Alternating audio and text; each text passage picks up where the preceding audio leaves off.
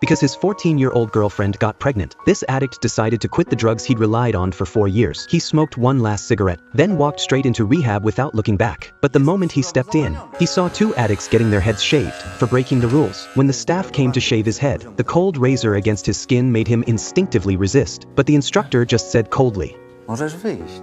Drzwi są zawsze otwarte." For the baby in his girlfriend's belly, he had to change. In this rehab center, addicts were divided into 3 ranks: newbies, renters, and owners. Newbies had to eat on the floor, while enduring hard labor and humiliating treatment. The physical exhaustion and mental torment flooded him like a rising tide. But every time he wanted to give up, he reminded himself he was going to be a father. After 6 months, he was promoted to a renter through sheer willpower. The dirtiest and hardest jobs were behind him, but the brutal daily training still left him drained. Another 6 months later, he finally became an owner. He could eat at the table, had a decent job, and even got a home visit once a month. But he didn't dare relax, because one mistake would send him right back to square one. On this thorny path to rebirth, he went through countless struggles and pain, but no one could have imagined that this once hopeless addict would go on to become a world champion in Ironman. This film is based on a true story. Years ago, Gorski was deep in the grip of addiction. Worse yet, he dragged his new girlfriend into the same abyss. They drowned themselves in the hazy escape of underground clubs, running from reality through the false highs of drugs. When her father, the police chief,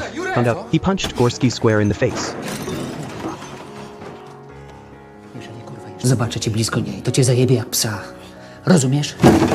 The chief locked his daughter up at the station, but Gorski didn't take the warning seriously. Instead, he stormed into the police station with his friends, trying to help her escape. That kind of defiance could only end one way: a brutal beating. Every time Gorski was covered in bruises, his girlfriend would use her identity to bail him out. They treated their reckless love like a safe haven from the world, blind to the fact that they were dragging each other deeper into the pit. Their youthful glow had long since faded, replaced by empty eyes and hollow souls. Time slowly bent Gorski's back and carved fatigue into his face. His girlfriend also lost the ability to even feel pain.